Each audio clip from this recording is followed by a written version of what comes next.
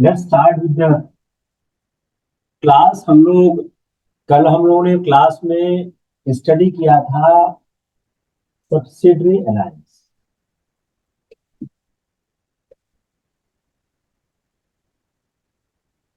Subsidiary alliance हम लोगों ने बहुत विस्तार से कल की क्लास में समझने का प्रयास किया। We have try to understand in great detail कि सब्सिडरी अलायंस क्या था, उसमें होता क्या था।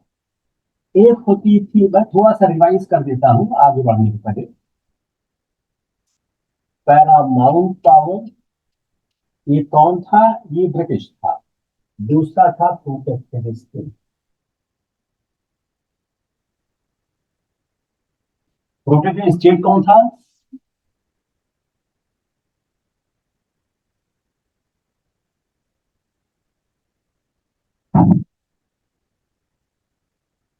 प्रोटेक्टेड स्टेट कौन था? पैरामाउंट पावर था ब्रिटिश एम्पायर, और प्रोटेक्टेड स्टेट था जो आपके रूलर्स हुआ। जो पैरामाउंट पावर है, वह पैरामाउंट पावर इसके साथ एक ट्रीटी का। ट्रीटी के बाद क्या होता था? इस प्रोटेक्टेड स्टेट में एक आर्मी रखी जाती, जो कि कमांडेड बाई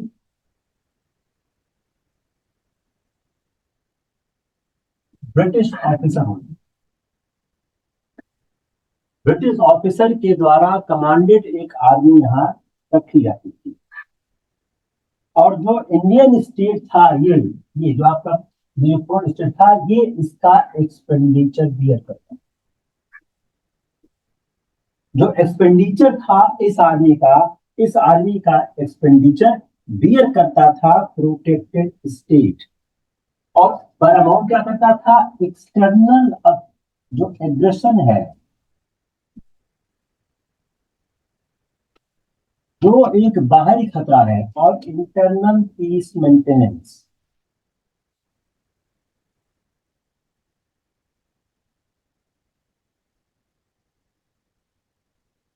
जो पैरामाउंट पावर है, वह एक्सटर्नल एग्रेशन, कोई अगर बाहरी आक्रमण होगा प्रोटेक्टेड स्टेट पे, तो उससे वह सुरक्षा प्रदान करेगा। और इंटरनल पीस को मेंटेन करने में, आंतरिक शांति व्यवस्था को बरकरार रखने में मदद करेगा। अब इन दो सेवाओं के लिए, फॉर दीज टू सर्विसेज, या वो देगा मनी, या तो वह कैश देगा, या वह सीमा क्षेत्र देगा, या तो टेरिटरी देगा। Either he will pay the cash or he will give the territory. ताकि जो ये सब्सिडरी फोर्स है, क्यों देगा? ताकि जो सब्सिडरी फोर्स है, कौन सी है? दिस, ये जो सब्सिडरी फोर्स है, इसको मेंटेन करने के लिए पैसा देगा। इसके बाद जो फॉरेन रिलेशन है, फॉरेन रिलेशन, जो विदेश संबंध है, फॉरेन रिलेशन, ये कंप्लीटली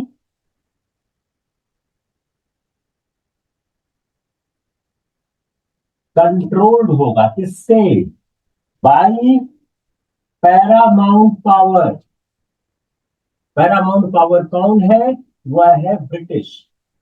जो फॉरेन रिलेशन है, जो विदेश संबंध है, वह पैरामाउंट पावर पूरी तरह से कंट्रोल करेगा। तो क्या होगा कि जो यूरोपियन नेशंस हैं, स्पेशली फ्रांस, तो यूरोपियन से आपका कोई रिलेशन नहीं होगा। मतलब ब्रिटिश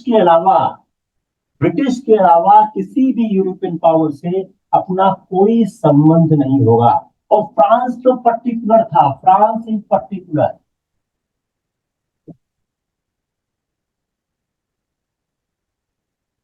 तो जो वैदेशिक संबंध है, फॉरेन रिलेशन है, इसके साथ साथ ये क्या हो गया? ये हो गया फॉरेनर्स के साथ। वन मोर पॉइंट है, जो इंडियंस है, इंडियन स्टेट्स है, फॉरबिडेन फॉर रिलेशनशिप। जो भारतीय राज्य है, जो इंडियन स्टेट्स है, उनके साथ भी आप कोई संबंध नहीं रख सकते हो जब तक ब्रिटिश परमिशन न हो। ब्रिटिश परमिशन के बगैर, विदाउट ब्रिटिश परमिशन, आप कोई भी संबंध नहीं रख सकते हो। दो महत्वपूर्ण थे, डिसबैंड आर्मी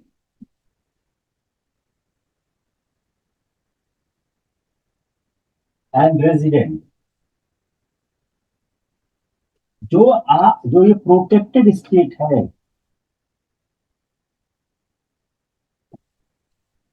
जो ये प्रोटेक्टेड स्टेट है, जो संरक्षित राज्य है, यह आर्मी को, सेना को पूरी तरह से डिसबैंड कर देगा और एक ब्रिटिश रेजिडेंट रहेगा उसके कोर्ट में, उसके राज्य में। एम्प्लॉयमेंट, आप किसी यूरोपियन को एम्प्लॉय नहीं कर सकते हो, European no, unless permitted by British, by East India Company. आप कोई यूरोपियन एम्प्लॉय नहीं कर पाओगे जब तक ईस्ट इंडिया कंपनी आपको परमिशन नहीं देती है। एक और इंटरेस्टिंग था कि जो ब्रिटिश है वह इंटरनल अफेयर्स में इंटरफियर नहीं करेगा। जो प्रोटेक्टेड स्टेट है उसके इंटरनल अफेयर में इंटरफियर नहीं करेगा, but in practice they do. It is the philosophy, it is a concept, लेकिन प्रैक्टिस में करते थे क्योंकि जो जो वहां पर हुआ करता था रेजिडेंट, वो हस्तक्षेप करता था। अब इसके बेनिफिट क्या हुए, अब हम थोड़ा इसको एनालाइज करते हैं। और बेनिफिट क्या हुए, स्ट्रेंथन, मैं मेजॉरिटी ऑफ जो आपका एनालिसिस है मैं एनसीईआरटी से निकालता हूं। Strengthen military power of British. सोचिए कैसे कर रहा है। जो मिलिट्री स्ट्रेंथ थी कंपनी की वो इंक्रीज हो गई। क्यों? Because expense coming from protected state. जो ईस्ट इंडिया कंपनी की विस्तारवादी नीति है, एक्सपेंशनिस्ट पॉलिसी है, उसको बड़ा आभार मिला और इनको जो मिलिट्री पावर है ब्रिटिश की, ये इंक्रीज हो गई क्योंकि पैसा वहां से आ रहा, पैसा आपका खर्चा हो ही नहीं रहा। तो जो टेरिटरी कंपनी थी उससे क्या होगा, जो टेरिटरीज ऑफ द कंपनी है वह वॉर एक्सपेंसेस से फ्री हो गई क्योंकि पैसा आपको आ रहा प्रोटेक्टेड स्टेट से, तो वॉर एक्सपेंसेस से आपको राहत हो गई। आप जितने वॉर एक्सपेंस करोगे वो सारे के सारे वॉर एक्सपेंस हो रहे हैं on the cost of the protected state. तो जो पोजीशन थी ब्रिटिश की वो मजबूत हो गई, स्ट्रांग हो गई अगेंस्ट इस Indian and non Indian enemies. Due to this reason इसकी पोजीशन स्ट्रांग हो गई against Indian and non Indian. Indian और नॉन इंडियन के खिलाफ इनकी जो पोजीशन है, इनकी ताकत है, मजबूत हो गई। The reason be they have got the money for the protected state. और जो एक्सपेंशन था ब्रिटिश पावर का वह इजी हो गया। जो ब्रिटिश पावर का एक्सपेंशन हुआ वेल्जली की इस नीति के कारण, ब्रिटिश पावर का एक्सपेंशन इजी हो गया, आसान हो गया। तो यह जो डिप्लोमेसी थी, जब अब एक सवाल क्या हो गया हवाई मेन्स पे, हाउ डिप्लोमेसी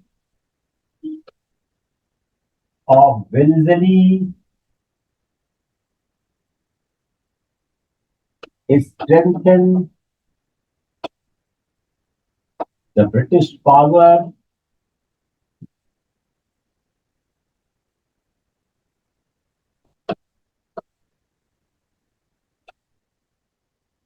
वेल्जली की कूटनीति ने कैसे ब्रिटिश पावर को भारत में मजबूत किया। आप इस सब्सिडी अलायंस पे सवाल बनाने की कोशिश करें, प्रीलिम्स के, मेंस के। आप इस चैट के नीचे वो सवाल लिख दें।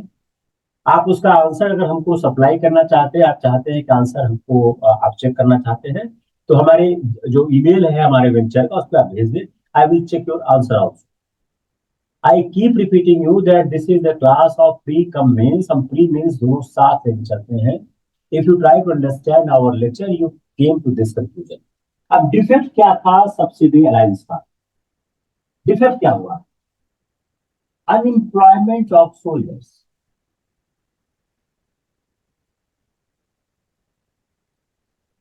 जब आपने अपने प्रोटेक्टेड स्टेट्स को बोला, when you are issuing a direction to protected states you disband army, तो क्या हो जाएगा? जो बहुत ज्यादा मात्रा में सोल्जर्स थे वो अनएम्प्लॉयड हो गए। तो जो इंडियन स्टेट्स में जो सोल्जर्स थे वह अनएम्प्लॉयड हो गए। तो जो इमीडिएट इफेक्ट है इस सब्सिडरी फोर्स के एस्टेब्लिशमेंट का, इसने एक एनार्की इंट्रोड्यूस कर दी। Reason being employment of the 1,000 soldiers sent away by the Indian princes. यह जो आपने सब्सिडी लाइन्स की, आर्मी को डिसबैंड किया, तो बहुत ज्यादा मात्रा में सोल्जर्स अनएम्प्लॉयड हो गए।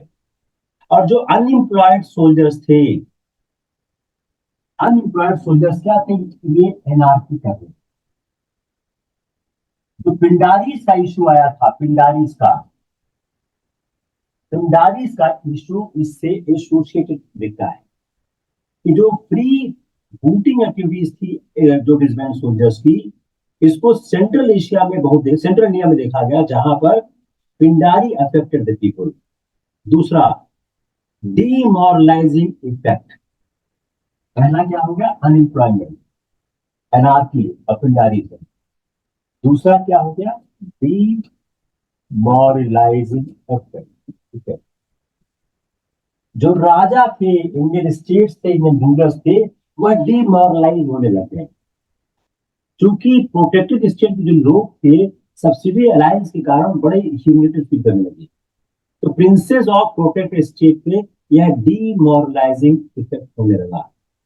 अब चूंकि सेफगार्ड दिया गया था एक्सटर्नल डेंजर और इंटरनल रिवॉर्ड से, नेग्लेक्ट ऑफ एडमिनिस्ट्रेशन, नेग्लेक्ट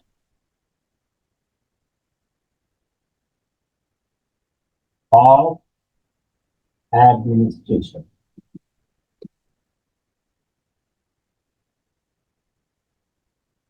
अब आपने उनको इस बात की पूरी तरह से गारंटी दे दी कि आपको आउटसाइड एग्रेशन और इंटरनल पीस दोनों मुद्दों पे हम सपोर्ट करेंगे। तो जो एडमिनिस्ट्रेशन की रिस्पॉन्सिबिलिटी थी, वो निगलेक्ट में लग गया, क्योंकि कोई इंसेंटिव नहीं रह गया एडमिनिस्ट्रेशन को ठीक करने के लिए। दूसरा, easy easy going and pleasurable life. कोई काम इनके पास रह ही नहीं गया। हर काम को करने का लाइफ में एक इंसेंटिव होता है। आर्मी आपने इनको दे दी, इनसे आपने पैसा ले लिया, थोड़ा आपके इंटरनल पीस भी हम देखेंगे, एग्रेशन भी देखेंगे, तो क्या हो गया? आराम करने लगे, कोई इनसे मतलब ही नहीं रह गया। तो इजी गोइंग और प्लेजरेबल लाइफ में लोग इंगेज हो गए। इसका क्या हुआ? इसके कारण मिस गवर्नमेंट हो गया। एक सवाल और अच्छा हो गया, who is responsible for the misgovernment? This subsidiary alliance, it is responsible for the misgovernment. इसीलिए अगर आप आगे देखेंगे, हम लोग आगे पढ़ेंगे, तो एनआरकी और मिसरूल बहुत से स्टेट में देखने लग गया, और उसी आधार पर ब्रिटिश ने एनेक्स किया। जो डलहौजी की एनेक्सेशन पॉलिसी आई थी उसको देखेंगे। इसके बाद हेस्टिंग्स और डलहौजी दो बड़े इंटरलिस्टिक। वॉरेन हेस्टिंग्स, लॉर्ड हेस्टिंग्स, दो हेस्टिंग्स हैं, वॉरेन हेस्टिंग और लॉर्ड हेस्टिंग्स। इसके बाद जो दो आपको दिखेंगे, लॉर्ड हेस्टिंग और वॉरेन हेस्टिंग, इनके समय में एनेक्सेशन और आसान हो गया, इन्होंने और एनेक्सेशन किया। इन्होंने जो मिस गवर्नमेंट के नाम पे एनेक्सेशन किया उसका जिम्मेदार ये सब्सिडी अलायंस ही है। सब्सिडी अलायंस के कारण ये माहौल विकसित हुआ, उसमें एडमिनिस्ट्रेशन का निगलेक्ट हुआ, इजी गोइंग प्रिजनेबल लाइफ थी और मिस गवर्नमेंट हुआ। इसके कारण जो वहां पर मिस एडमिनिस्ट्रेशन हुआ, जो मिस गवर्नमेंट हुआ, यह और उसका जो वहां एनार्की और मिसयूज हुआ, यह यह एक आधार बनाया उन लोगों ने एनेक्सेशन के लिए। तो ये हुआ क्या, it was preparation to annexation. जो डलहौजी ने बहुत मात्रा में एनेक्सेशन किया। जो ब्रिटिश कलेक्ट करते थे heavy subsidies for the protected state, यह इकोनॉमी को एडवर्सली इंपैक्टिंग इकोनॉमी। आप बहुत बड़ी मात्रा में जो पैसा इकट्ठा, क्या होता था कि आपने प्रोटेक्टेड स्टेट से आपने टेरिटरी ले ली, सीमा क्षेत्र ले लिया, जमीन ले ली। अब चूंकि आपने जमीन ली है for the purpose of having the expenditure of army, then you have interest to encash that. आप ज्यादा से ज्यादा पैसा निकालना चाहोगे। तो जो इकोनॉमी का एक सिद्धांत है, वह सिद्धांत यहाँ ब्रेक हो रहा है। यह उस राज्य की अर्थव्यवस्था के विपरीत प्रभाव पड़ता था। तो क्या क्या हो गया, point number 1 unemployment, point number 2 demoralising effect, point number 3 neglect of administration, point number 4 easy and right, point number 5 annexation, pave the way for annexation, to pave the way for annexation। ज्यादा अच्छा शब्द।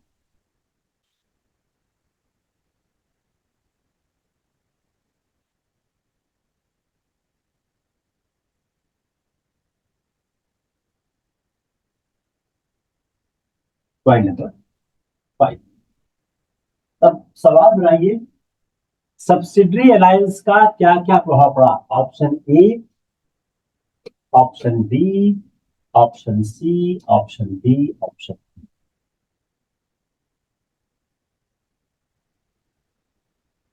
तो इससे क्या हुआ, आप एक सवाल सिर्फ इससे बनाइए, निगलेक्ट ऑफ एडमिनिस्ट्रेशन, इससे क्या हो गया, वह easy going and pleasurable life में आ गए।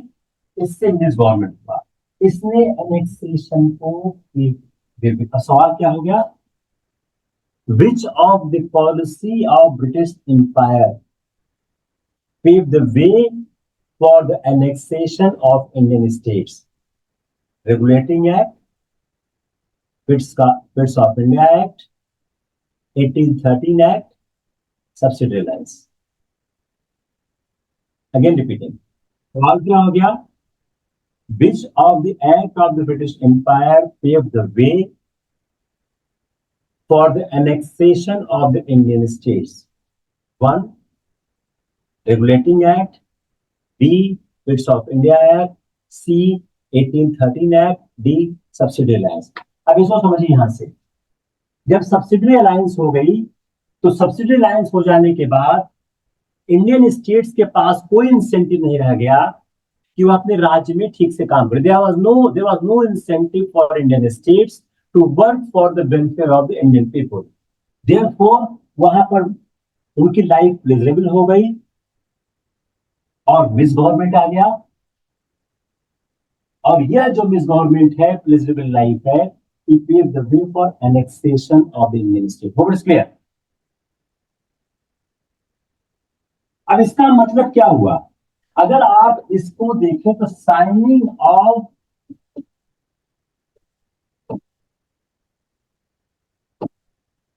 subsidiary alliance means losing independence। Subsidy alliance sign करने का मतलब ये हुआ कि आपने अपनी पूरी इंडिपेंडेंस लूज कर दी। राइट ऑफ सेल्फ, आप इसी और एनालाइज करिए, राइट ऑफ सेल्फ डिफेंस क्या क्या लूज किया, इस सवाल को आप दूसरी तरफ देखिए, right of self defence.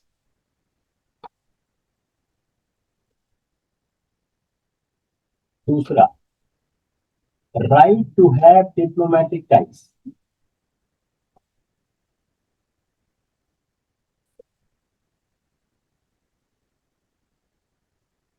Right to have diplomatic ties.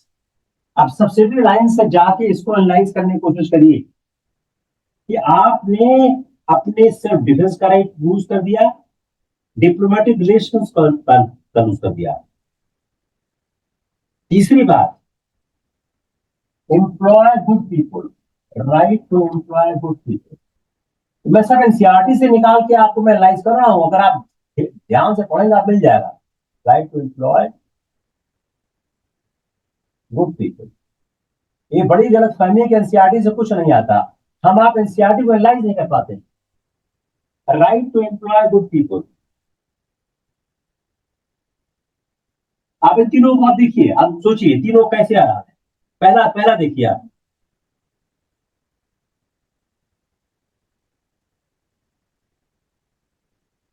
अगर आपने सब्सिडी लाइंस को फॉलो किया, आपको आर्मी को डिसबैंड करना पड़ेगा।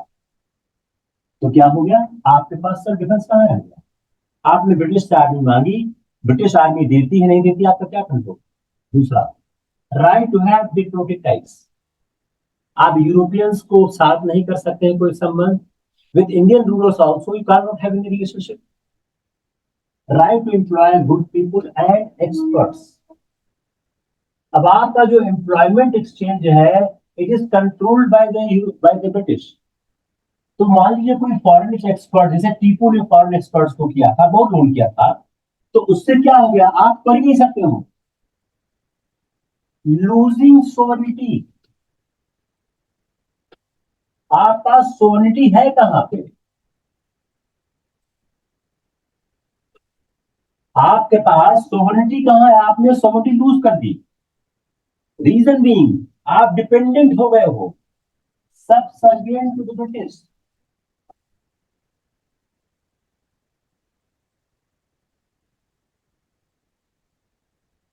आप ब्रिटिश के सबसर्विएंट हो गए, ब्रिटिश के आप गुलाम हो गए। जो कि आपका उनका रेजिडेंट आपके दरबार में रह रहा है, वो आपके डे टू डे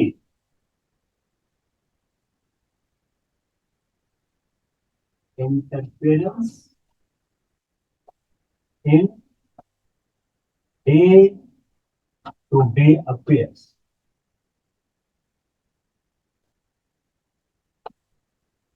ये क्या है?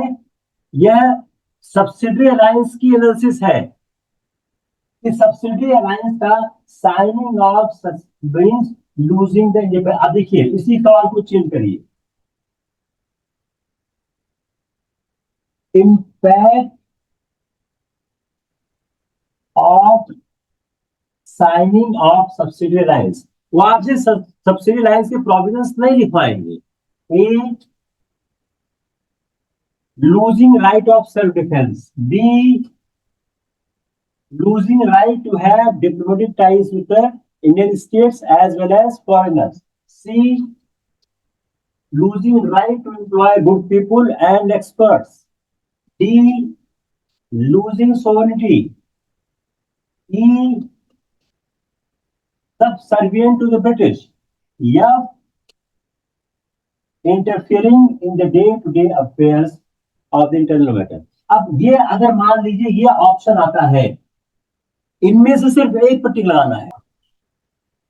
आप A B C D E F है, तो अगर अगर आपको answer A B C D E F में से अगर आपको एक से ज्यादा चूज करना, अगर आपको एक ही चूज करना, आप क्या चूज करेंगे? This one. इसको आप क्वेश्चन फॉर्म देखिए, एक सब क्वेश्चन। मान लीजिए आपके पास दिया गया है option A B C D, चार ऑप्शन दिया गया है। ऑप्शन ए है A B C, option B है A B C D, option C है A C D, option D है बी सी डी। इसमें ज्यादा कंफ्यूजन नहीं है, ए बी सी डी चालू हो जाएगा। अब इसको हम दूसरे तरह देखते हैं। अगर ऑप्शन आपके पास है option A, option B, B, option C, C, option D, D. अब आपको यहां सिर्फ एक चूज करना है। जहां आपको सिर्फ एक चूज करना है, आप क्या चूज करोगे? This one. क्लियर? आपने क्या देखा कि जो सब्सिडरी अलायंस है, एक सब्सिडरी अलायंस में आप क्या क्या लूज करते हो? Right of self defence, right to have diplomatic ties, right to employ bookkeeper expert, losing sovereignty, and subservient to the British, interference in the day-to-day affairs। अगर आप इन सब को जोड़ें तो ये आता है।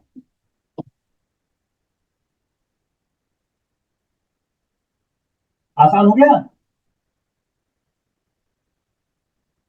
सोचिए इसको। एक और क्या होता है? Internal decay. इसमें एक और ऐड करिए, इंटरनल डिके। जो प्रोटेक्टेड स्टेट है उसमें इंटरनल डिके हो रहा है, आंतरिक रूप से प्रोटेक्टेड स्टेट कमजोर हो रहा है।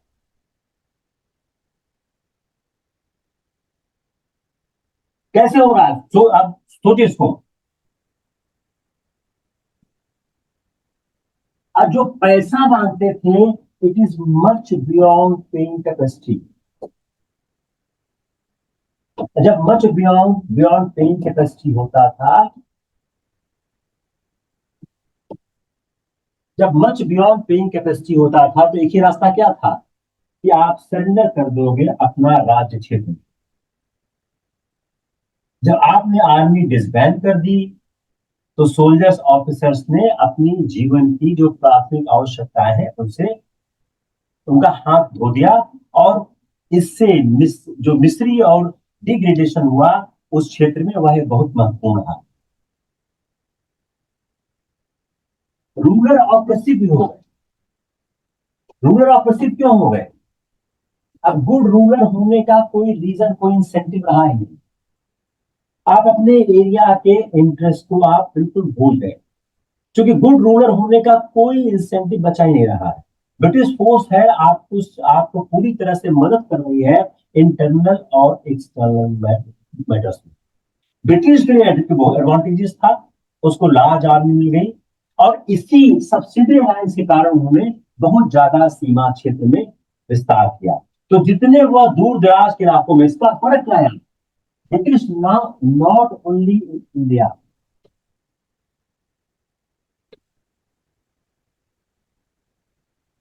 but outside India also।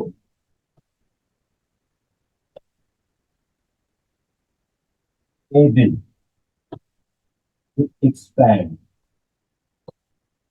empire।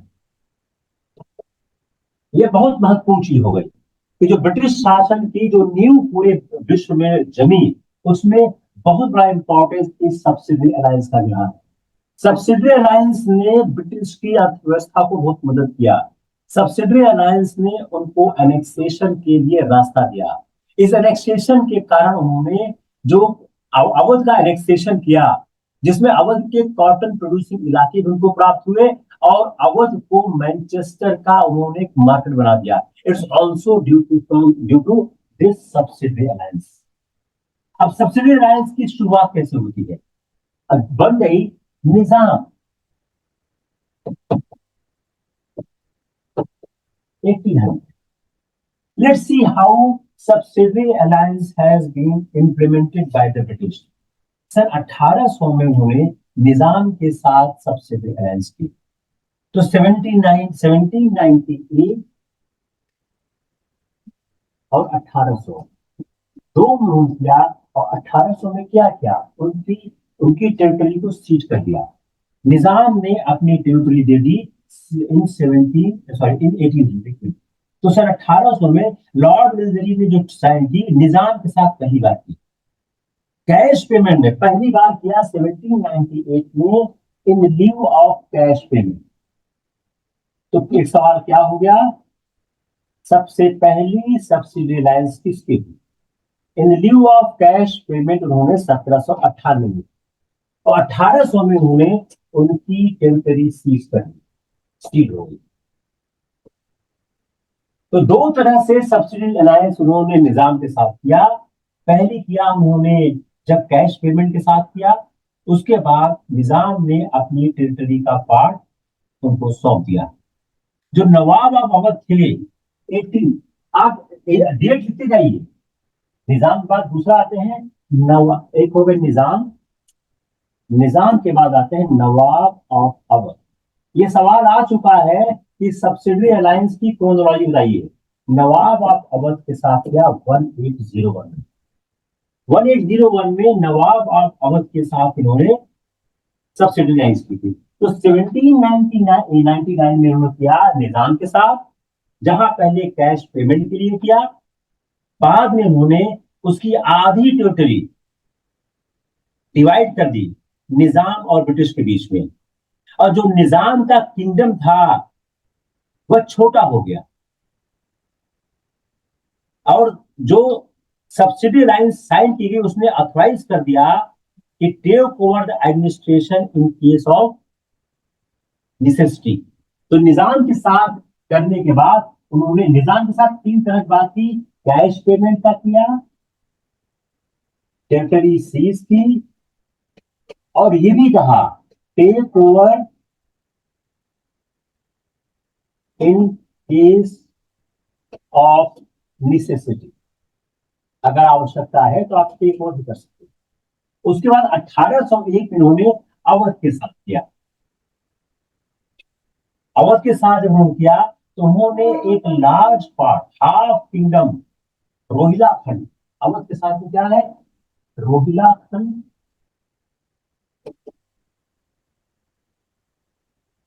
और गंगा जमुना के बीच का क्षेत्र, the area between Ganga and Jamuna, यह एरिया सरेंडर करा दिया। तो जो 1801 में नवाब ऑफ अवध के साथ किया, उसमें उन्होंने उससे बड़ी सेना ले ली, और उन्होंने नवाब को इस बात के लिए फोर्स किया to surrender half of the, जिसमें रोहिलाखंड था और गंगा यमुना के बीच की टेरिटरी का भाग था। उसके बाद उन्होंने फोर्स किया 1801 में कर्नाटक को। Karnataka was force to sign a subsidy alliance in 1801। एक जो न्यू ट्रीटी साइन किया नवाब ऑफ कर्नाटक के साथ, उसको भी उन्होंने फोर्स किया कि अपने किंगडम का सीखे, और उसको क्या किया, पेंशन दे दिया, इसको पेंशन दे दिया। ठीक है, आप इसमें पर देखिए, निजाम को पेंशन नहीं दिया है, अवध को पेंशन नहीं दिया है, निजाम को पेंशन नहीं दिया है, अवध को पेंशन नहीं दिया है। कर्नाटक, तंजौर, सूरत, इन तीनों को पेंशन ऑफ कर दिया। इसका मतलब क्या हुआ, कंप्लीट कैप्चर कर दिया। क्लियर हो रहा ना? अभी तक हम सिर्फ चार देखे हैं, निजाम, अवध, कर्नाटक,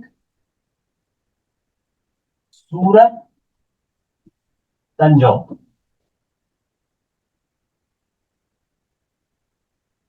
निजाम के साथ पहले कैश में किया 1799 में, 1800 में उसका एक बड़ा भाग सीड किया, और ये भी कहा कि अगर आवश्यकता पड़ेगी तो आपका किंगडम टेक ओवर होगा। फिर अवध के साथ किया, अवध के साथ करते समय क्या किया, एक बड़ा भाग उनका लिया। भाग कौन सा था, भाग था Rohilkhand and area between Ganga and Jamuna.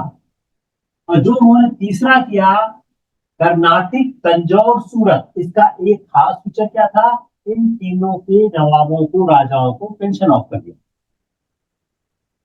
कोई दिक्कत यहां पे? तो ये हो गए निजाम, अवध, कर्नाटक, तंजौर, सूरत। देखिए फैक्ट्स बहुत हैं, how I can help it. कई बार कई बच्चे मैसेज करते हैं कि साहब बहुत फैक्ट होते हैं आपके लेक्चर में, लेकिन हम करें क्या? इतिहास तथ्यों से ही बना है और तथ्यों पे ही सवाल आते हैं, और तथ्यों को ही एग्जामिनर एनालाइज करके सवाल पूछता है। तो अपने पास कोई रास्ता ही नहीं है सिवाय इसके कि हम इस तथ्य को समझने की कोशिश करें। इसीलिए मैं तथ्यों को कई बार एनालाइज करता हूं, कई बार उसको शफल करता हूं, ताकि आपको आसानी हो जाए चीजों को समझने में। तो क्या हुआ? निजाम, अवध, कर्नाटक, तंजौर, सूरत। निजाम और अवध में, और कर्नाटक, तंजौर, सूरत पर। अब आप सवाल बन गया, सब्सिडरी अलायंस के समय किसको किसको पेंशन ऑफ किया गया था? कर्नाटक, तंजौर, सूरत, निजाम। रॉन्ग क्या हो गया? निजाम। पेंशन ऑफ किसको किया गया था? कर्नाटक को, तंजौर को, सूरत को। मैं इतनी बार जानबूझ के बोलता हूं आपके दिमाग में याद हो जाए, मैं फिर रिपीट करता हूं। पहली इनकी सब्सिडी अलायंस हुई निजाम के साथ 1799 में। It was in lieu of the cash payment. 1800 में again they are doing subsidy alliance, where they have ceded large part of the territory, and there is also a clause that if necessity arises, then we cede, then we take over your then we take over the administration. The second was in term for with the Awadh. Awadh का एक बड़ा भाग उन्होंने ले लिया, जो रोहिला खंड था और गंगा और जमुना के बीच के क्षेत्र थे, इसको दोआब बोलते हैं। फिर तीसरा उन्होंने किया कर्नाटक के साथ, जहां पर उसको पेंशन ऑफ कर दिया, और यही परंपरा अपनाई उन्होंने तंजौर और सूरत के साथ। तो Karnataka, Tanjore, Surat, wire way of the alliance, they have the pension of. Now one of the most important subsidy alliance, that is Marathas.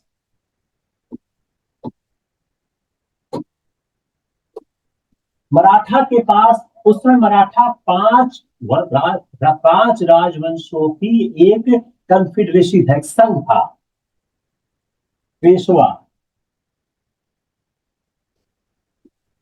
Poona,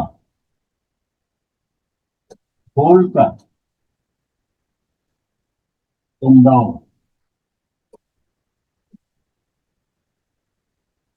Gaekwad, Baroda,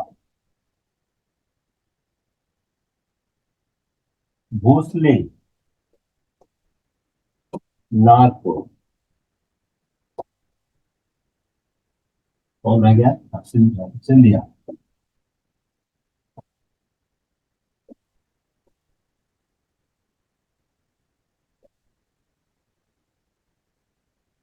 और पेशवा इनका नॉमिनल हेड हुआ करता। पेशवा इनका नॉमिनल हेड हुआ करता। तो ये फाइव कॉन्फेडरेसी थी, संघ था, जिसका पेशवा इनका नॉमिनल हेड हुआ करता था। अब ये जो पांचों के पांचों लोग थे, बड़े स्ट्रांग हुआ करते। 25 अक्टूबर 1802 में होल्कर ने डिफीट किया combined army of Peshwa Scindia. ये आपस में संघर्ष कर रहे, आपस में संघर्ष कर रहे। तो 25 अक्टूबर 1802, जो कंबाइंड आर्मी थी पेशवा और सिंधिया की, होल्कर ने डिफीट किया। Holkar defeated combined army. तो जो ये पांच राज्यों का समूह था, पांच राजवंशों का समूह था, आपस में संघर्ष कर रहा था। तो पेशवा और सिंधिया,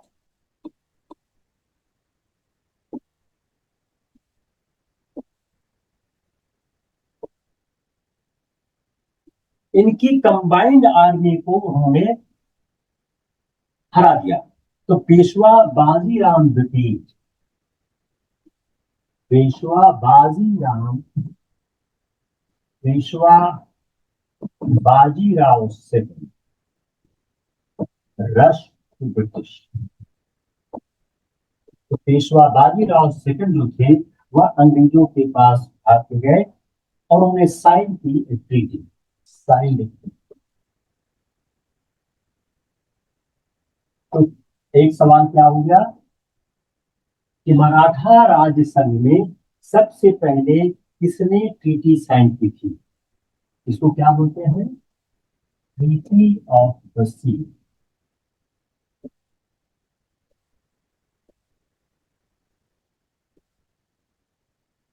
तो पहला सवाल क्या हो गया कि मराठा राज संघ से सबसे पहले किसने अंग्रेजों के साथ ट्रीटी साइन की? वो थी पेशवा बाजीराव सेकंड। उन्होंने 1802 में ट्रीटी ऑफ पश्चिम साइन की। इसका एक सीधा सा क्या हो गया, मराठा यूनाइटेड नहीं थे। तो जब सिंधिया और भोसले लड़ रहे थे ब्रिटिश के साथ, होलकर न्यूट्रल था। तो पहला क्या हो गया, पहली फाइट किसकी हुई? पहली फाइट हुई, होलकर ने डिफीट किया पेशवा और सिंधिया को, और बाजीराव सेकंड चले गए, उन्होंने ट्रीटी साइन की ट्रीटी ऑफ पश्चिम के साथ।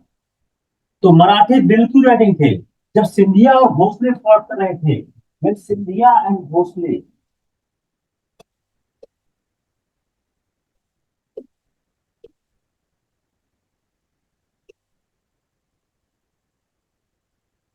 फाइटिंग विद ब्रिटिश,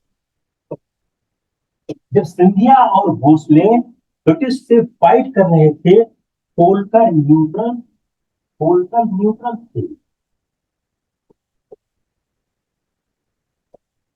और गायकवाड़ हेल्प कर रहे थे, Gaekwad helping British.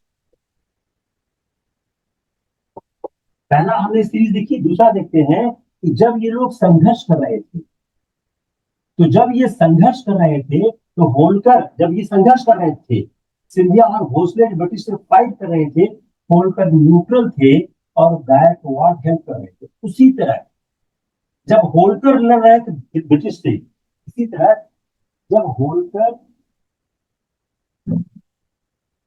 Fighting with British, scenario 1 आप लिखा, ये था सिनेरियो 2।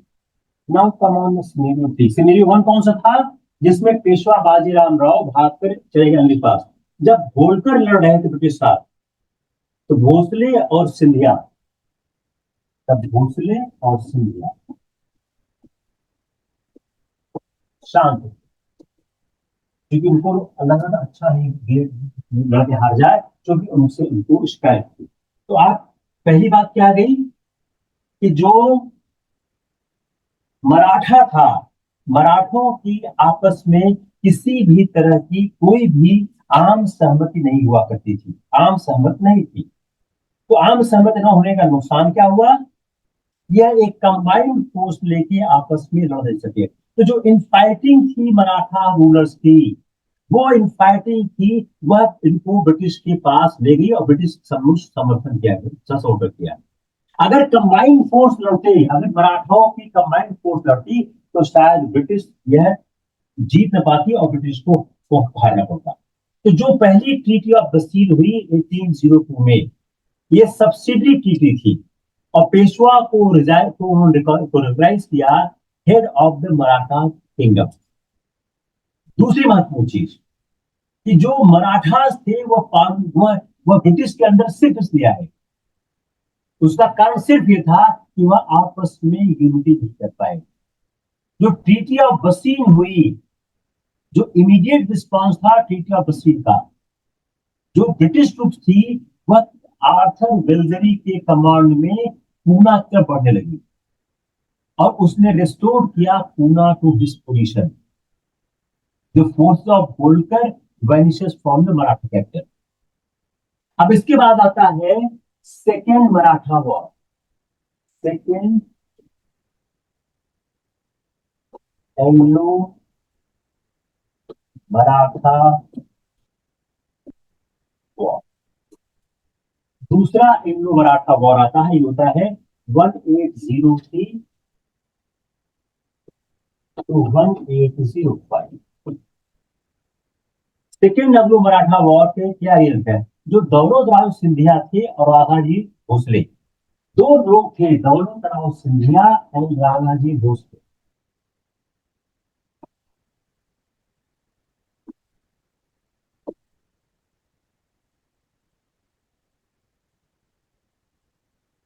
अगर इतना नहीं याद रहता है तो यह भी याद रख सकते हैं कि भोसले और सिंधिया, इतने से भी काम हो जाए। भोसले और सिंधिया ने जो ट्रीटी ऑफ बसीन थी, ट्रीटी ऑफ दूसरे मराठा वॉर का कारण ट्रीटी ऑफ बसीन थी। याद रखिएगा। ट्रीटी ऑफ बसीन को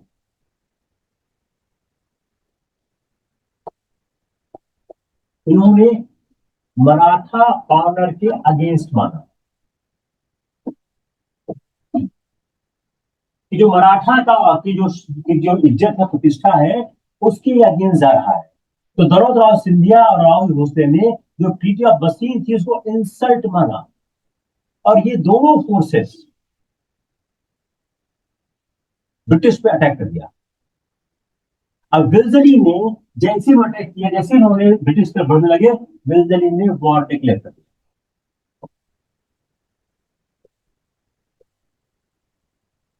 जैसे ही दोनों फोर्सेस नर्मदा को क्रॉस करके ब्रिटिश फील्ड पे बढ़ने लग गई, विल्जली ने वॉर डिक्लेयर कर दिया।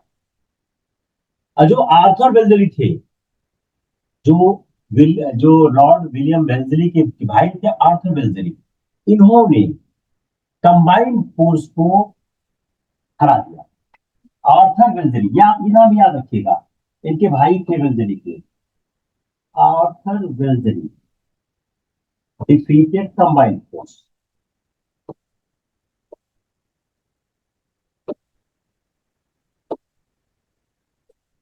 आर्थर वेल्जली ने कंबाइंड फोर्स को डिफीट कर दिया, इन्होंने हरा दिया। अहमद औरंगाबाद के केस है, एक जगह है acai, acai near Aurangabad, Aurangabad के पास एक जगह है, वहां पर ये कंबाइंड फोर्सेस को आर्थर वेल्जली ने पराजित कर दिया। उसके बाद आर्थर वेल्जली ने वॉर को ले गए भोसले के टेरिटरी के अंदर, उन्होंने पूरी मराठा फोर्सेस को फिनिश कर दिया, और ट्रीटी ऑफ देवगांव साइन हुई। फिर साइन होती है treaty of Devgaon.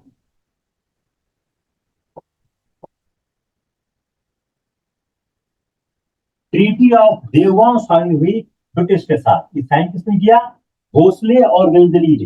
Who sign this? Bhosle and Wellesley.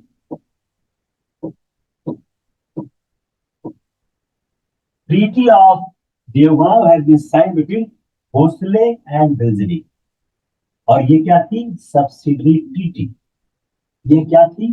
Treaty of Devgaon एक सब्सिडरी ट्रीटी थी भोसले और वेल्जली के बीच। तो अगला सवाल क्या हो गया कि ट्रीटी ऑफ देवगांव एक सब्सिडरी अलायंस की ट्रीटी थी, वह किसने किसने साइन की? प्रोविंस ऑफ कटक इन उड़ीसा, इस पे क्या उन्होंने? प्रोविंस ऑफ कटक इन उड़ीसा। क्या दिया उन्होंने? Province of Cuttack.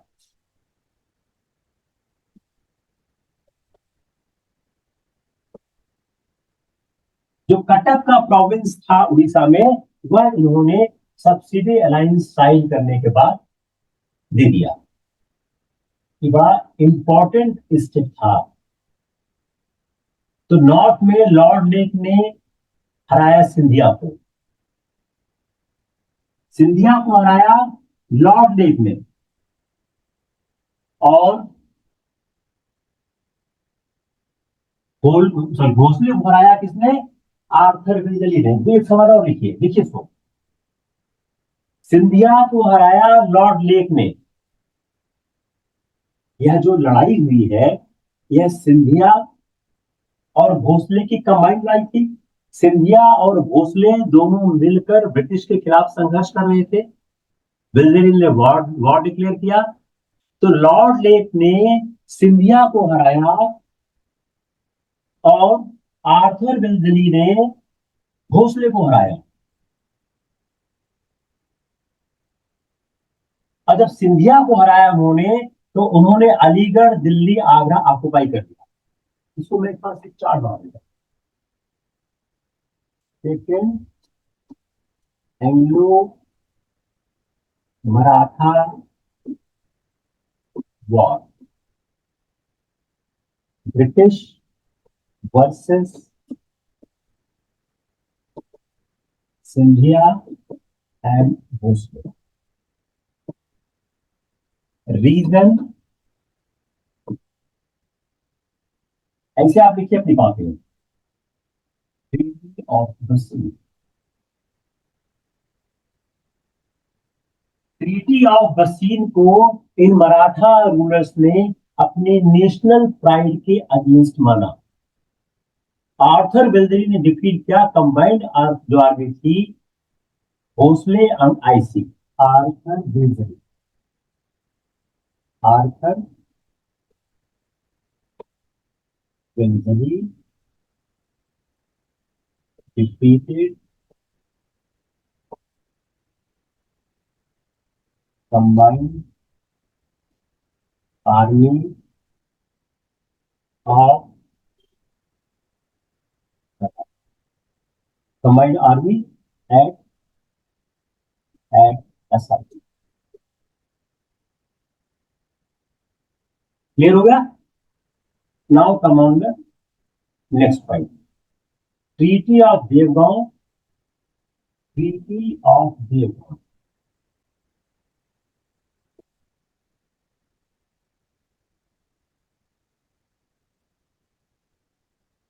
बिटवीन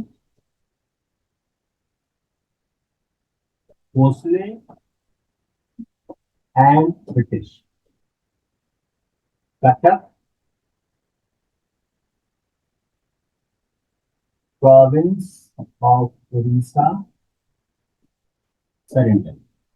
जो सब्सिडी अलायंस हुई उसमें जो कटक था उड़ीसा का प्रोविंस, वो इन्होंने दे दिया। लॉर्ड लेक ने सिंधिया को राउट लॉस वन में। लॉर्ड लेक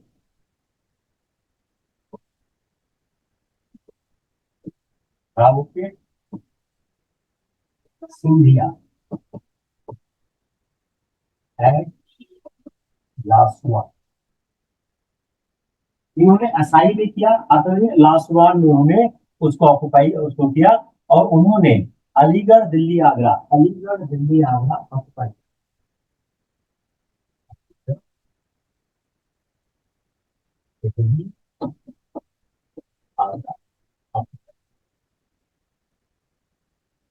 अलीगढ़ दिल्ली आगरा तीनों उन्होंने ऑक्युपाई कर लिया।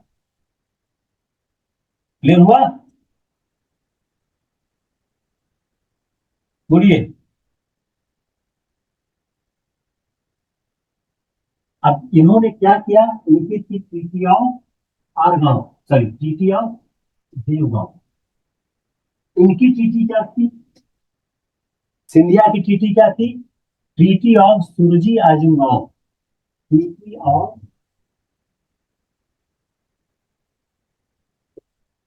सुरजी आजमगांव। Treaty of Surji Anjangaon.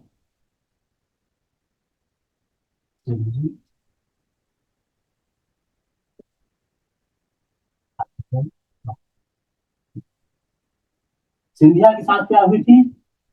सिंधिया सिंधिया क्या हो गई? Treaty of Surji आजमगांव।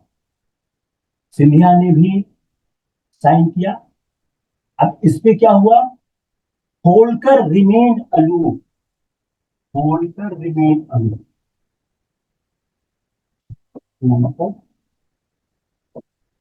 Remain Holkar पूरे पूरे संघर्ष में बाहर रहे, उन्होंने कोई पार्टिसिपेट नहीं किया। वाई? क्यों अलूफ रहे? Why is aloof? Because he was Scindia's enemy. He was Scindia's enemy. वह सिंधिया के दुश्मन थे, इसलिए वह पूरी तरह से मामूल से अलूफ रहे। वेल्लेरी ने इनसे अलायंस की बात कही, लेकिन होल्कर अलायंस को तैयार नहीं थे। अब होल्कर से वेल्लेरी ने अलायंस की बात कही, होल्कर वेल्लेरी से अलायंस तैयार नहीं हुए। अब वेल्लेरी ने होल्कर के खिलाफ संघर्ष छेड़ दिया। होल्कर को हराना आसान नहीं रहा। होल्कर के पहले हम इसको समझने की कोशिश करते हैं। ठीक है, these are the facts of the second Anglo Maratha war. मैं फिर रिपीट करता हूं, एंग्लो मराठा वॉर क्यों आरंभ? पहला सवाल, Why Anglo-Maratha War has been started? आप नाम भूल जाइए, सिंधिया और भोसले, नाम नहीं याद आता तो कोई बात नहीं, याद आता है तो मैंने बताया, याद करिए। सिंधिया और भोसले दोनों को लगा जो ट्रीटी ऑफ बसीन है, मैं ट्रीटी ऑफ बसीन पहले पढ़ाई हुई, जो ट्रीटी ऑफ बसीन है वो मराठा ऑनर के अगेंस्ट है, इसलिए उन्होंने ब्रिटिश के खिलाफ संघर्ष करने का विचार बनाया। Therefore, as soon as they crossed Narmada, Wellesley declared war against the Bhosle and Scindia. Arthur Wellesley defeated the combined force at Asai. उसके बाद जो आर्थर वेल्लेस्ली है वह they entered in the area of the Bhonsle, उन्होंने वहां पर treaty of Devgaon की जो बिटवीन भोसले और ब्रिटिश हुई, और कटक जो प्रोविंस ऑफ उड़ीसा है वह उनको प्राप्त हुआ। दूसरा, नॉर्थ में लॉर्ड लेक ने राउंड किया सिंधिया को एट लवासा, और अलीगढ़ दिल्ली आगरा को ऑक्युपाई कर दिया, और जो ट्रीटी हुई सिंधिया के साथ है वह ट्रीटी ऑफ सुरजी अर्जनगांव। अब होल्कर ने सिंधिया का कोई साथ नहीं दिया, क्यों? क्योंकि होल्कर उसका दुश्मन हुआ करता था। होल्कर चूंकि दुश्मन हुआ करता था इसलिए उसने साथ नहीं दिया, और जब होल्कर पर अटैक हुआ तो अटैक करना आसान नहीं रहा। अब होल्कर पर देखते हैं कि जो सिंधिया और भोसले, अब इससे क्या हुआ, सिंधिया और भोसले ब्रिटिश के एलाइज हो गए, और एक लार्ज पार्ट ऑफ टेरिटरी उन्होंने ब्रिटिश को सौंप दी। अब ब्रिटिश के पास कंप्लीट कंट्रोल हो गया। By this treaty British has a complete control. किस पर हो गया? उड़ीसा कोस्ट पे और गंगा जमुना के बीच में। What is the outcome of this Maratha war? Orissa coast and area between Ganga and Jamuna, इस पर क्या हुआ? इस पर कंप्लीट कंट्रोल हो गया। It is very big achievement. Now let's see the Holkar. अब आते हैं होल्कर की ओर। जब होल्कर थे, होल्कर के साथ संघर्ष ब्रिटिश का बहुत टफ था, आसान नहीं रहा। होल्कर को जीतना बिल्कुल आसान नहीं रहा। जो राजा भरत सिंह थे वह ब्रिटिश पर अटैक, राजा भरत सिंह थे, होल्कर के जो एलाई थे राजा भरत सिंह, वो ब्रिटिश पर अटैक कर रहे थे, हैवी लॉस हो रहे थे। और सिंधिया ने यह सोचना शुरू कर दिया कि वह होल्कर के साथ हाथ मिलाए। होल्कर के साथ जब संघर्ष शुरू हुआ तो होल्कर के साथ संघर्ष में महत्वपूर्ण बात क्या हो गई कि होल्कर पर जब अटैक होने लगा तो होल्कर के साथ अटैक में होल्कर के जो एलाई थे राजा, जो होल्कर के साथ जो एक एलाई थे, जो इनके एक राजा थे, राजा भरत सिंह, यह अटैक कर रहे थे ब्रिटिश के ऊपर। और सिंधिया ने होल्कर को ज्वाइन करने का सोचा। Scindia started thinking to join Holkar.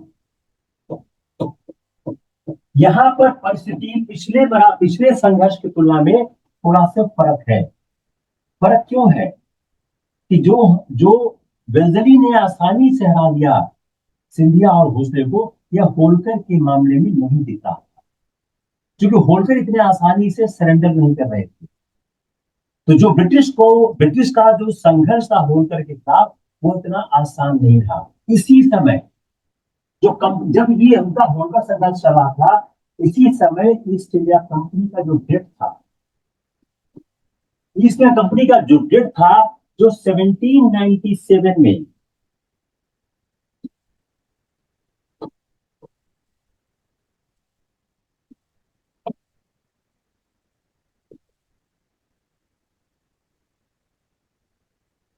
जो इनकी एक्सपेंशनिस्ट पॉलिसी थी, उसमें 1797 का जो डेट था वो 17 मिलियन था, वह हो गया 31 मिलियन इन 1806। 1806 में इनका बढ़ 30 मिलियन। अब ब्रिटिश का जो फाइनेंस था उसी समय ब्रिटेन में, यूरोप में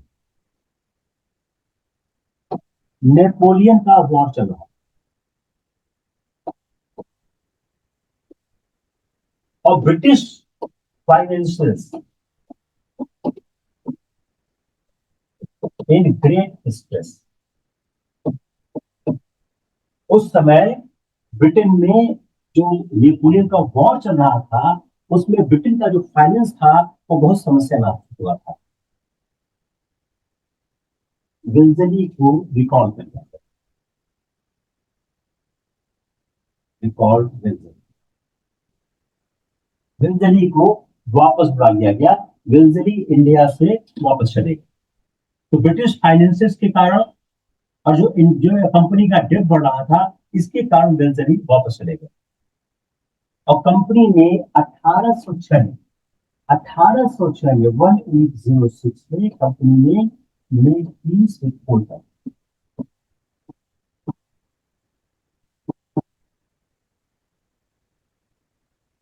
1806 में कंपनी ने होल्कर के साथ पीस कर ली by treaty of Rajghat. Treaty of Rajghat, देखिए 3 ट्रीटी आपने देखी अभी तक। जितनी ट्रीटी आपके पास है, मैं चाहे कभी लिस्ट बना दूंगा मराठों की सारी ट्रीटी जब लिखिए आप। ट्रीटी ऑफ रायघाट हुई, जिसमें होल्कर को एरिया दे दिया गया और पीस कर दी गई, giving back to Holkar the areas. जो उसकी पार्ट ऑफ टेरिटरी थी, उसको उन्होंने वापस कर दिया और उनके साथ पीस कर दिया। यह आपका वो है विल्जली। अब विल्जली को अगर आप एस्टिमेट करना चाहें कि कौन सी एस्टिमेट विल्जली, पहली बात, वाई विल्जली रिकॉर्ड, वाई विल्जली रिकॉर्ड, विल्जली को वापस क्यों बुलाया, विल्जली वापस इंडिया से ब्रिटेन वापस क्यों क्यों क्यों बुलाया गया, ये बहुत ही इंपॉर्टेंट पॉइंट है इस इशू को समझने के लिए। विल्जली, पहली बात, जो पॉलिसी ऑफ एक्सपेंशन थी, पॉलिसी ऑफ एक्सपेंशन पॉलिसी, जो एक विस्तारवादी नीति थी, वह बहुत महंगी पड़ रही, जो वॉर थे सस्टेन नहीं हो रहे थे, ये प्रॉफिट को, कंपनी के प्रॉफिट को रिड्यूस कर रहे थे, company profit reduce. Due to this policy, जो कंपनी का प्रॉफिट है वह रिड्यूस हो रहा था, वह कम हो रहा था।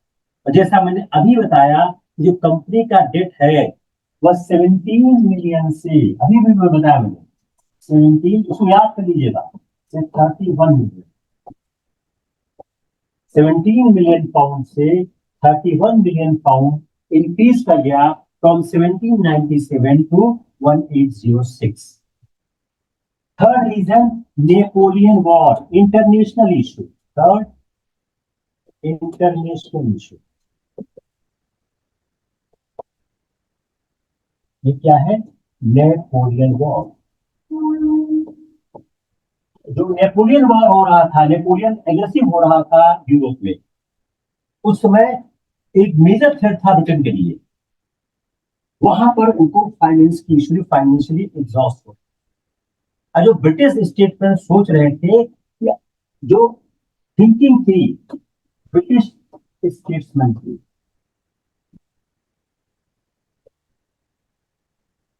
To put end on the war, इसलिए जो इनके सक्सेसर थे वो policy of non intervention follow, तो जो फर्दर एक्सपेंशन है, वॉर है, उसको खत्म किया जाए, इसके बजाय जो गेन है उसको कंसोलिडेट किया जाए। We have to consolidate the gain, war को खत्म करें, जो हमारे पास गेन है उसको कंसोलिडेट किया जाए। इसी के कारण कंपनी ने, अब आपके साथ क्या है, अब इसी 4 पॉइंट से अगर देखें तो आपको दिखेगा कि why company has made peace with Holkar. इन कारणों से प्रभावित होकर कंपनी ने होल्कर के साथ एक 1806 में केस किया बाय ट्रीटी ऑफ रायगढ़, जिसमें उनको वापस कर दिया। होल्कर के का जो उनका ज्यादातर एरिया जीता था, वह एरिया उन्होंने वापस कर दिया। अब देखिए ट्रीटी कितनी कितनी हुई। Let's see the treaties. First Anglo Mysore war में सूरत, पुरंदर, तीसरी बताइए सलीबाई। यही था ना, यही था ना।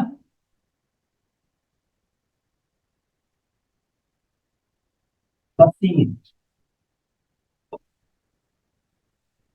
बाजीराव सेकंड।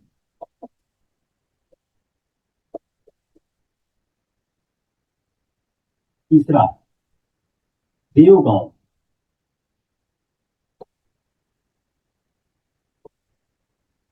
देवगांव किसका हुआ बताइए। भोसले।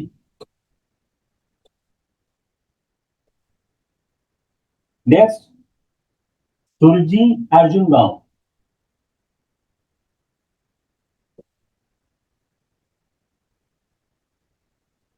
सुरजी अर्जुन गांव किसके साथ हुआ? सिंधिया।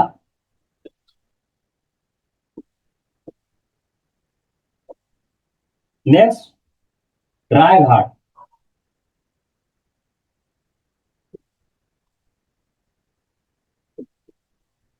तो सबसे लास्ट चीटी कौन सी हो गई? रायघाट 1806। कोई कंफ्यूजन बताइए, इसी तरह का कोई कंफ्यूजन है?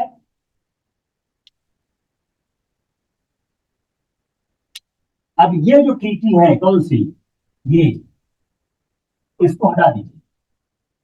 ये हो गई फर्स्ट एंग्लो मैसूर वॉर की ट्रीटी, और ये हो गई second, sorry sorry, first Anglo Maratha war की ट्रीटी, ये हो गई सेकेंड एंग्लो मराठा वॉर।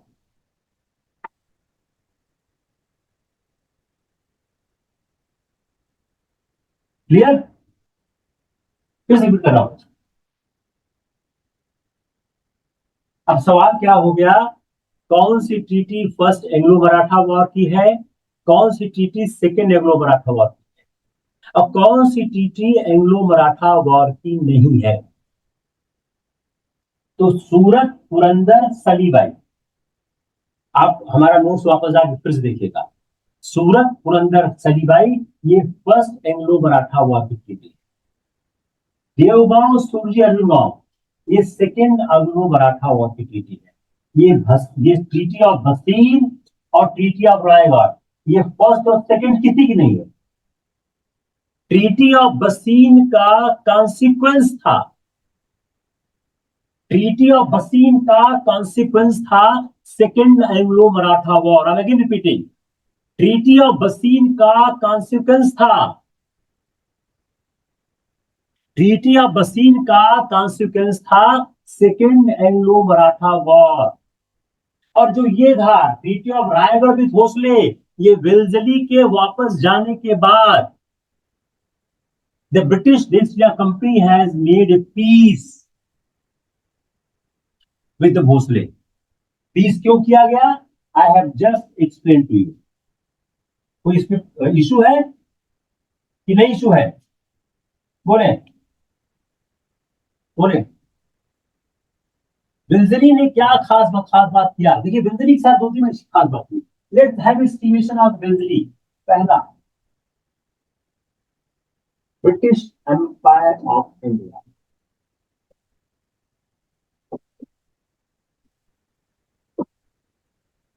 ये विल्जरी का कॉन्ट्रीब्यूशन है कि जो एम्पायर था वह British empire of India, he has converted the British empire in India to British empire of India. जो ब्रिटिश पैरामाउंसी थी वह सुप्रीम पीक पर थी। ब्रिटिश पैरामाउंसी थी,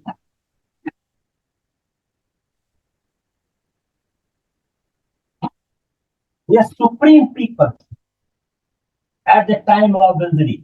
और बाद के शासकों ने the next incoming governor general what they did is due to lord the contribution of the गंजरी। इन्होंने जो इस्टेब्लिश किया ब्रिटिश कराउंसी वह बहुत पीक पर थी। इंडियन पावर्स की जो वीक पॉइंट्स थे इसने स्पॉट किए। और जो एनेक्सेशन ऑफ कर्नाटक, जो कर्नाटका और तंजौर था, annexation of Karnataka and Tanjore, मैंने अभी आप बताया कि कर्नाटका और तंजौर के शासकों को पेंशन ऑफ कर दिया। Annexation of Karnataka and Tanjore,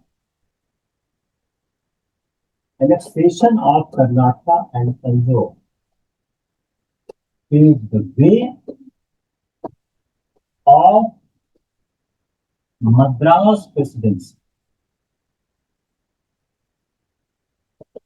Madras presidency को बनाने में तंजौर और कर्नाटका का जो उन्होंने कहते हैं अधिग्रहण किया, वह एक बहुत महत्वपूर्ण साबित हुआ। इसलिए अगर मेकर ऑफ मद्रास प्रेसिडेंसी, ही कहीं में record the maker of Madras presidency, maker of S wild Madras presidency, जो एस वाइल्ड मद्रास प्रेसिडेंसी है, इसका मेकर आप बहुत आसानी से easily you can say he is the maker of the Madras presidency.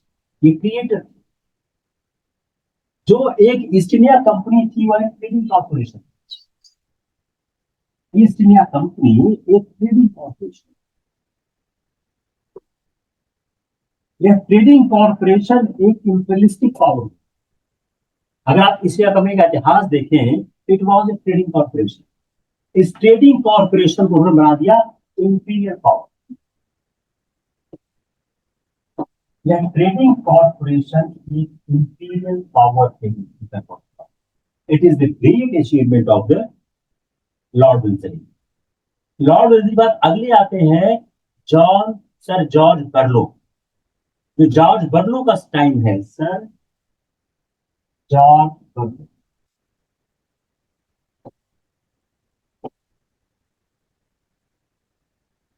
इनके बाद आते हैं सर जॉर्ज बर्लो। और जैसे मैंने थोड़ी देर पहले ही आपको बताया कि जो ईस्ट इंडिया कंपनी की पॉलिसी थी वह चेंज हो चुकी थी, कि वह इंपीरियलिस्टिक पॉलिसी में उनका यकीन नहीं रह गया था।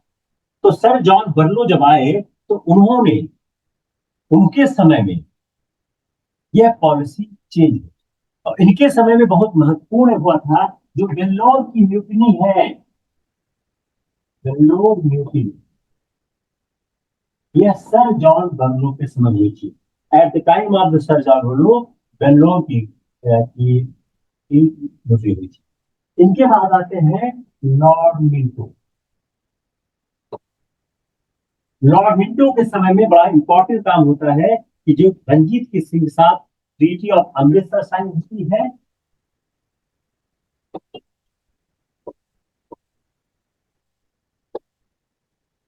और 1813 का ऐसा, इसको हम नेक्स्ट क्लास में देखेंगे।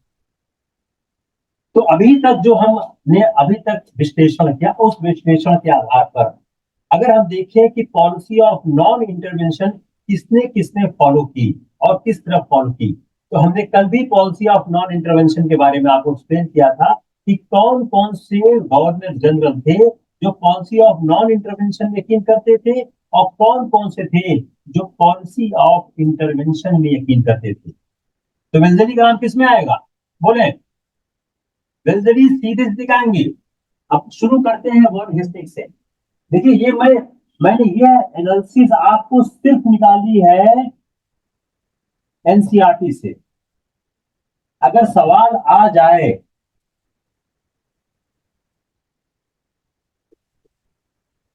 कि कौन कौन से शासक, कौन कौन से गवर्नर जनरल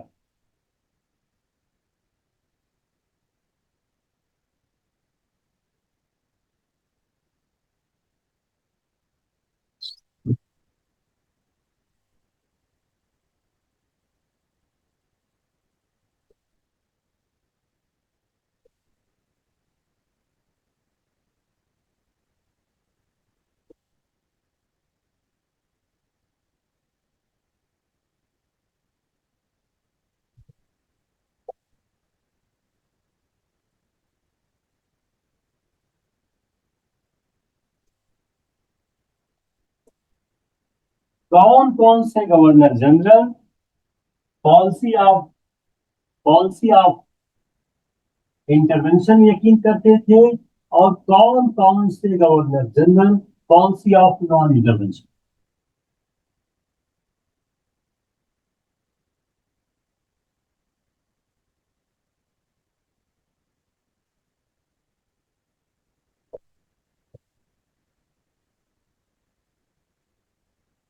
ये जितने हैं, ये इंपरियलिस्टिक थे। ये लोग इंपरियलिस्टिक थे। ये ये policy of non intervention. Clear? I think it's enough for the day. हम लोगों ने काफी एक बड़ा काम कर लिया। हम लोग ऑलमोस्ट 1857 तक पहुंच रहे हैं। हम आपका मॉडर्न इंडिया में दो पार्ट में कर रहे हैं। पहला पार्ट है 1600 से लेके 1885। We are nearing towards the 1857। एक बहुत बड़ा पार्ट आपका है economic impact of British empire. 3-4 lecture लेता है, इससे कम तो नहीं होता। लेक्चर ज्यादा इसलिए भी हो रहे हैं क्योंकि बहुत डिटेल में पढ़ाने का प्रयास किया जा रहा है, और इतना डिटेल में हम नहीं पढ़ाएंगे तो ये कुछ फायदा नहीं। तो मेरे ख्याल से हम लोग काफी क्लोज आ गए हैं। अब अगली बार हम लॉर्ड हेस्टिंग समझने की कोशिश करते हैं, बैंटिंग समझते हैं और डलहौजी समझते हैं। इसके बाद दो इंपॉर्टेंट पार्ट है, social and educational, social awakening in India and 1857 revolt. Then we will proceed towards the early nationalist, meaning thereby the nationalist before 1885। तो फिर नेक्स्ट क्या करेंगे, 1857 से 1885 के बीच जो राष्ट्रवाद विकसित हुआ, उस राष्ट्रवाद में बहुत कुछ था जो इकोनॉमिक इंपैक्ट ऑफ इंडिया की एनालिसिस से था। Once we understand the economic impact of India in 2-3 lecture, 3 lecture है खास से होना चाहिए, then we are very it is very comforting for us to understand the earlier nationalism, the earliest nationalism between 1857 to 1885, because at that point of time the nationalist leaders has examined a lot the date of the theory. When I will come up, then I will see. Then from 1885 we'll start teaching you the further aspect of the nationalism. और 1885 से 1947 तक वो भी 4 phase में। I will explain the 4 phases when I come to that. आप इस channel को subscribe करें, लाइक करें, अपना कमेंट लिखें। आपका कमेंट बहुत मदद करता है मुझको लेक्चर को इम्प्रूव करने में और बेहतर क्वालिटी मटेरियल देने में। तो आप अपने कमेंट जरूर लिखें, आपको लेक्चर कैसा लगा जरूर बताएं, आप और क्या चाहते हैं। आप लेक्चर को क्रिटिसाइज भी कर सकते हैं। लगता है कि लेक्चर कुछ पार्ट अच्छा नहीं लग रहा है, तो राइट डाउन के साथ ये पार्ट ठीक नहीं लगा, इसको इम्प्रूव किया जाए। वॉइस ठीक आ रही नहीं आ रही है, जैसे किसी ने मुझको लिखा कि वॉइस पिछले 2-3 लेक्चर में बहुत कहीं कहीं पे टूट जा रही थी, we have tried to improve it. Camera कहीं कभी फेल कर जाता है, because we have not number of the workers here. 3-4 लोग इस वेंचर को चलाते, ज्यादा लोग है नहीं, तो समटाइम्स ये ग्लिचेस आते हैं, but we try to overcome it. तो आप लोग कमेंट जरूर लिखें। दूसरा, आप लोग मेंस के सवालों का आंसर स्टार्ट करें। हमारे जो जीमेल है हमारे पदज्योति आईएएस का, आप देखिए जीमेल अपने सारे में लिखा होता है, उस पर अपने आंसर लिखें। हम आंसर चेक करेंगे, आपको रिप्लाई करेंगे। हम लगातार क्वेश्चन बना रहे हैं, आप लोग क्वेश्चन खुद भी बना सकते हैं। और मैं बात और कहता हूँ, आप सिविल सर्विसेज के क्वेश्चन पेपर देखें अर्ली ईयर्स के, आइदर प्रीलिम्स के या मेंस के, you will find the answer in my lecture. चाहे लेक्चर मेरा हो, पॉलिटी का हो, या जो शौर्य का अपकमिंग लेक्चर है ज्योग्राफी का, आपको आंसर मिलेगा। Because we work very hard to incorporate all the issues asked in examinations in every area. Take care. We'll see you again. Bye.